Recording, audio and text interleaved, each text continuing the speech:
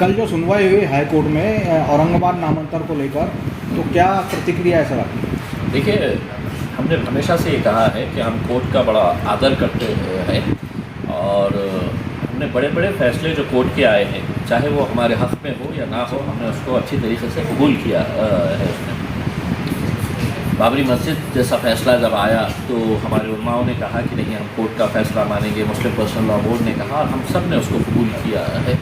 और इस नामांतर के मामले में भी हमने शुरुआत से ये कही है कि हमें ये इख्तियार है कि अगर हमें किसी सरकार के फ़ैसले का विरोध करना है तो लोकशाही तरीके से हम कर सकते हैं, और हमने उसका किया शांतिपूर्ण तरीके से।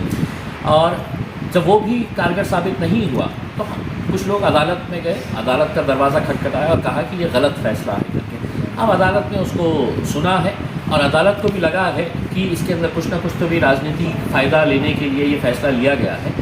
तो हम चाहेंगे कि कोर्ट ने सिर्फ इसके ताल्लुक से नहीं, बल्कि देश भर में जो ये घटिया राजनीति का नतीजा होता है कि कोई नेता आके है तो ये शहर का नाम बदल दो, ये रास्ते का नाम बदल दो, ये करके चले जाता है और शहर के लोगों को इसका खामियाजा भुगतना पड़ता है।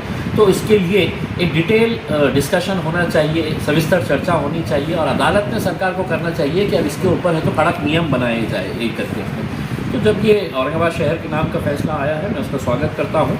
और अगर इससे कोई लोग आज नाखुश है कि अदालत ने क्यों किया है, तो आपको भी इख्तियार है कि आप भी कोर्ट जा सकते हैं, आप भी उसका विरोध कर सकते हैं। जिन्होंने पिटीशन फाइल किया है, आप उनके ख़िलाफ़ कोर्ट में जा सकते हैं और आपकी क्या कहना है वो आप अदालत के सामने बिल्कुल रख सकते हैं। लेकिन इस मुद्दे को अब आगे और बढ़ाने की ज़रूरत नहीं है। शहर का माहौल अच्छा रखिएगा, खुशगवार रखिएगा। इसके अंदर आपसी मतभेद, मुझे कुछ जानकारी ये मिली है कि किसी बोर्ड के ऊपर अगर कहीं औरंगाबाद लिखा है तो लोग कह रहे हैं कि तूने औरंगाबाद क्यों लिखा है। किसी ने छत्रपति संभाजी महाराज लिखा है तो बोले तू छत्रपति संभाजी नगर क्यों लिखे है करके। तो ये सब चीज़ें नहीं होनी चाहिए। कोर्ट का जो भी फैसला आता है उसका इंतज़ार करिएगा और जो भी फैसला आएगा उसको हम सब मानेंगे। औरंगाबाद पुलिस कमिश्नर पर आपने कई सारे सवाल उठाए। 2021 में एक PIL फाइल किया था जनहित याचिका, जिसमें मैंने अदालत को ये बताया था कि कितने गवर्नमेंट मेडिकल कॉलेजेस में, हॉस्पिटल्स में और ग्रामीण के हॉस्पिटल्स में, महानगर पालिका के हॉस्पिटल्स के अंदर कितने doctors, nursing staff class 3, class 4 की कमी नहीं करते। और पिछले 2 साल से ये केस मैं खुद लड़ रहा हूँ ना, मैं वकील नहीं हूँ, इसके बावजूद भी मैं हाई कोर्ट में जाके पिछले 2 साल से एक वकील बनकर खड़े रहता हूँ और लड़ता हूँ। 2 दिन पहले हाई कोर्ट ने 1.5 घंटा इसके ऊपर मैंने आर्ग्यूमेंट किया और हाई कोर्ट ने बहुत अच्छे फ़ैसले सुनाए हैं। उसमें एक फ़ैसला जो पूरे महाराष्ट्र के डॉक्टर्स को बड़ा फ़ायदा पहुंचने वाला है वो ये है कि केंद्र सरकार ने यह निर्णय लिया है कि अब हम देश के हर ज़िले के अंदर एक मेडिकल कॉलेज हॉस्पिटल बनाएंगे करके। बहुत अच्छी बात है, हम भी इसका स्वागत करते हैं। लेकिन हॉस्पिटल महज बिल्डिंग बनाने से और करोड़ों रुपए के मशीनरी इक्विपमेंट्स खरीदने से नहीं चलता है। वहाँ पे डॉक्टर्स चाहिए, नर्सिंग स्टाफ चाहिए। वो है कि हमारे पास तो कतई नहीं है। हमारे पास ऑलरेडी जो हमारे पास एग्जिस्टिंग हॉस्पिटल्स है उसके अंदर हमारे पास बहुत बड़ी वैकेंसीज है। तो फिर ये हॉस्पिटल जब आप खोलेंगे तो फिर कहाँ पे? तो इन्होंने एक धंधा शुरू करे थे पिछले कई सालों से। ये ऐसा ही एक बोगस धंधा शुरू था कि जो medical council of India MCI की टीम पहले हुआ करती थी, अब उसका नाम बदल के नेशनल मेडिकल कमीशन रख दिया गया है। तो NMC की टीम आती है इंस्पेक्शन करने के लिए और वो देखते हैं कि बिल्डिंग बराबर है, इंफ्रास्ट्रक्चर बराबर है, ऑपरेशन थिएटर पूरी तरह से है, डॉक्टर्स कहाँ है। तो डॉक्टर्स के लिए ये करते थे कि दूसरे जो गवर्नमेंट हॉस्पिटल्स है वहाँ के डॉक्टर को टेम्पररी है तो वहाँ पे भेजा जाता था इंस्पेक्शन के वक्त में कि अब ये इंस्पेक्शन की टीम आ रही है तो वहाँ पे जाओ और ये बताओ कि मैं ये हॉस्पिटल के अंदर ही काम करने वाला हूँ करके। तो ऐसे 2 ऑर्डर्स 13 मार्च को और 15 मार्च को गवर्नमेंट ने निकाले, महाराष्ट्र सरकार ने। और उसमें ये कहा गया कि परभनी में हॉस्पिटल शुरू हो रहा है, वहाँ पर 35 डॉक्टर्स को अलग अलग हॉस्पिटल से, जिसमें हमारे औरंगाबाद के हॉस्पिटल के भी डॉक्टर्स थे, उनको कहा गया कि इमीडिएट परभनी जाओ, वहाँ पे टीम आ रही है, वो टीम को दिखाओ अपना चेहरा और बोलो कि हम यहीं पे काम करते हैं। और वापस बाद में टीम गई कि तुम भी वापस आ जाओ। फिर उस्मानाबाद में हॉस्पिटल शुरू होने वाला है, वहाँ पे 15 मार्च को एक ऑर्डर निकाला गया। उसमें बताया गया कि 47 डॉक्टर्स को बोला गया पूरे महाराष्ट्र से कि तुम लोग उस्मानाबाद फ़ौरन पहुँचो, वहाँ पे टीम आ रही है, दिखाओ कि हम लोग उस्मानाबाद में काम करते हैं और वापस। तो मैंने ये मुद्दे अदालत के सामने जब रखा, अदालत ने इसकी बहुत ही गंभीर दखल लिया और सरकार को उन्होंने ये कहा कि ये कैसा बोगस कारोबार है करके, ये कैसा आँख में धूल झोंकने का काम जो कर रहे हैं करके। तो अदालत ने कहा कि ऐसा कोई डॉक्टर को किसी भी नए मेडिकल कॉलेज के अंदर शिफ्ट ना किया जाए। तो इसका फ़ायदा पूरे महाराष्ट्र के अंदर वहाँ पे ये बताया गया कि औरंगाबाद के 7 डॉक्टर्स को रिलीव कर दिया गया और उनको फ़ौरन बोल दिया गया नहीं परमानेंट। तो कोर्ट ने आदेश दिया कि वो पूरे डॉक्टर्स को वापस बुलाया जाए और जितने भी डॉक्टर्स को ये आदेश किया गया है कि तुम परभनी और उस्मानाबाद जाए तो सबको रोक दिया जाए करके, और इसके आगे ऐसा ना हो तो ये ऑर्डर की कॉपी नेशनल मेडिकल कमीशन को भेजी जाए और उनको ये बताया जाए कि महाराष्ट्र के अंदर ये ऐसा बोगस धंधा चल रहा है कि सिर्फ बिल्डिंग बना रहे हैं, हॉस्पिटल्स नहीं है। तो ये सब चीज़ें जब कोर्ट के सामने आई तो कोर्ट ने बहुत गंभीर दखल लिया है। यकीनन इसका फ़ायदा बहुत सारे डॉक्टर्स को होगा और बहुत डॉक्टर्स खुश होंगे। दूसरा ये है कि हमारे पास एक सुपर स्पेशलिटी की बिल्डिंग है, 150 करोड़ रुपये हमने उसके ऊपर खर्च किए हैं। 120 करोड़ रुपये केंद्र सरकार की तरफ से आए और 30 करोड़ रुपये राज्य सरकार ने दिया। 150 करोड़ की हमने बिल्डिंग बना दी है, लेकिन वो सिर्फ बिल्डिंग बनी रही। वहाँ पे किसी भी तरह का कोई ऑपरेशन नहीं हो रहा, कोई ओपीडी नहीं हो रही। पीआईएल जब हमने फाइल किए और लगातार कोर्ट को बताते रहे कि वहाँ पर वो बिल्डिंग का इस्तेमाल नहीं हो रहा, तो आज वहाँ पर 8 स्पेशलाइज्ड डॉक्टर्स वहाँ पर आ गए हैं। न्यूरोलॉजिस्ट है, कार्डियोलॉजिस्ट है, CVTS है, नेफ्रोलॉजिस्ट है, नियोनेटल, जितने भी एक्सपर्ट्स होते हैं वो पूरे डॉक्टर्स हैं। लेकिन वो क्या कर रहे हैं, तो पेशेंट गरीब जाता है वहाँ पे तो सिर्फ ओपीडी कर रहे हैं, उसको चेकअप करते हैं और बोलते हैं हाँ तुझे किडनी का ट्रांसप्लांट करना पड़ेगा, तुझे ओपन हार्ट सर्जरी करना पड़ेगा। तो कहाँ करना पड़ेगा? जाओ तो प्राइवेट हॉस्पिटल के अंदर कराओ, क्योंकि हम नहीं कर सकते हैं, क्योंकि हमारे पास नर्सेज यहाँ पे अपॉइंट नहीं किए गए हैं करके। अब एक kidney transplant, open heart surgery कितने लाखों के अंदर जाती है। मैंने डॉक्टर से पूछा तो उन्होंने कहा कि अगर ये गवर्नमेंट की स्कीम के अंदर भी बिठाए तो पेशेंट्स को तकरीबन 4 से 5 लाख रुपये जो है अपनी जेब से भरना पड़ता है।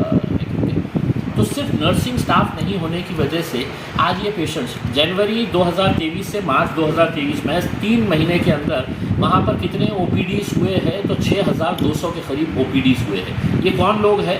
ये जो बहुत ही गरीब लोग हैं, जो प्राइवेट हॉस्पिटल में जा नहीं सकते हैं, ये वो लोग हैं जो ये करते हैं। तो कोर्ट ने उसकी भी दखल लिया है और कोर्ट ने आदेशित किया है कि 31 अक्टूबर 2023 तक हम आपको फाइनल वार्निंग दे रहे हैं, अल्टीमेटम दे रहे हैं, किसी भी सूरत के अंदर ये डेट को आगे नहीं बढ़ाया जाएगा।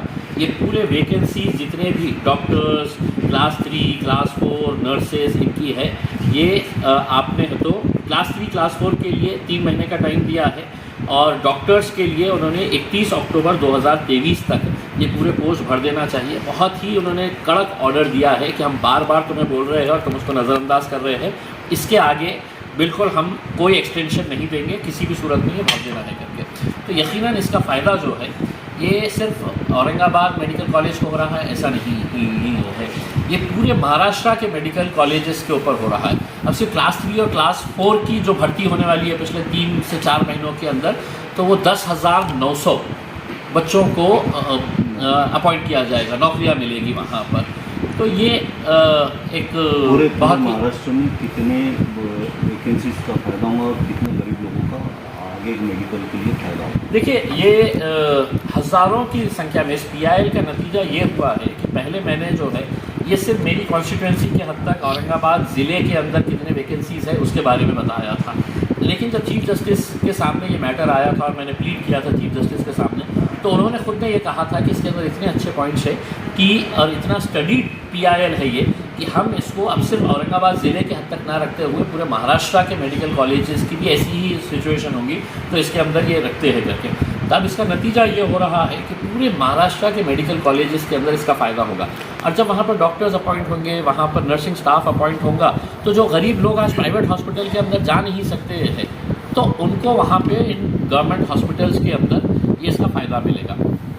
तीसरी बात ये है कि ये 150 करोड़ रुपये के जो सुपर स्पेशलिटी हॉस्पिटल्स हमने बनाए हैं, पूरे महाराष्ट्र में 4 बने हैं, एक औरंगाबाद में, एक लातूर में, एक अकोला में, एक अमरावती के अंदर। तो ये 4 हॉस्पिटल्स के ऊपर 150 करोड़ रुपया हमने खर्च किया है। अब गवर्नमेंट जो है वो खामोशी में बिल्कुल बंद दरवाजे के अंदर एक गेम खेल रही है कि ये सुपर स्पेशलिटी के हॉस्पिटल्स हम किसी प्राइवेट उद्योगपति के हवाले कर डालें कि वो चलाए करके उसमें। तो उन्होंने एक्सप्रेशन ऑफ इंटरेस्ट का नोटिस दिया पेपर के अंदर, उसमें सिर्फ औरंगाबाद के लिए 6 उद्योगपतियों ने इंटरेस्ट जाहिर किए कि हाँ सुपर स्पेशलिटी की बिल्डिंग हमारे हवाले करवा लो, हम चलाएंगे करके उसमें। अकोला के लिए कोई भी नहीं आया, अमरावती के लिए कोई भी नहीं आया, या वहाँ पर हो सकता है कि विदर्भा वालों ने बोले हैं कि नहीं हम नहीं आने देंगे करके, और न लातूर के लिए कोई आया है।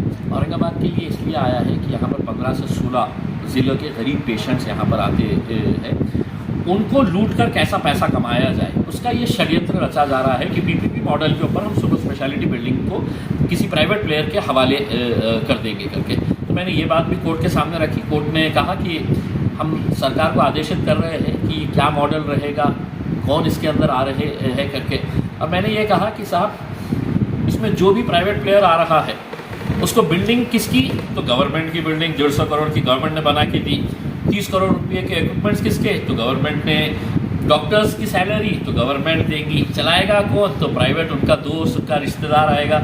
अब ये दोस्त और रिश्तेदार किसका हो सकता है, डॉक्टर भागवत कराड़ का रिश्तेदार हो सकता है, अतुल सावे का रिश्तेदार हो सकता है, गिरीश महाजन का भाई भतीजा या दोस्त हो सकता है।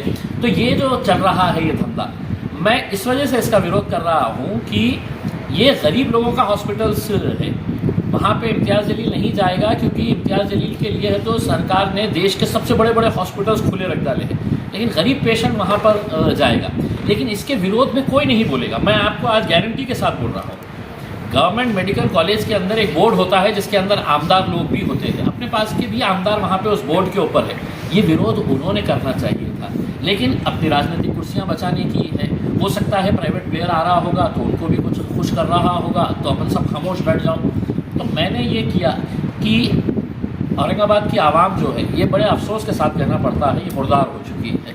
इन्हें लड़ने की क़ुव्वत और ताकत जो थी वो ख़त्म हो चुकी है इसके अंदर। नहीं लड़ेगा तो कौन, चलो ना इम्तियाज़ भाई लड़ेंगे ना उसके अंदर, हमको क्या करने का है करके उसके अंदर। लेकिन मैं लोगों से ये कह रहा हूँ, ये गरीब लोगों के अस्पताल है, अगर उनके लिए अगर हमने आज आवाज़ नहीं उठाए तो कल हो सकता है कि किसी गरीब को मुफ्त में या सस्ता इलाज कहीं पर भी नहीं मिलेगा। क्योंकि प्राइवेट प्लेयर जो पैसा डाल रहा है कोई समाज सेवा करने के लिए नहीं आ रहा है, वो पैसा डाल रहा है तो गरीबों से पैसा चूसने के लिए आ रहा है, पैसा निकालने के लिए, प्रॉफिट बनाने के लिए आ रहा है। और ये बात मैंने कोर्ट को भी बताई है, तो इसका विरोध होना बहुत ज़रूरी है। मैं औरंगाबाद की आवाम से अपील करना चाहूँगा कि इसके लिए एक मूवमेंट तैयार करें, आप तैयार करें, मैं आपके पीछे एक सामान्य नागरिक की हैसियत से आने के लिए तैयार हूँ।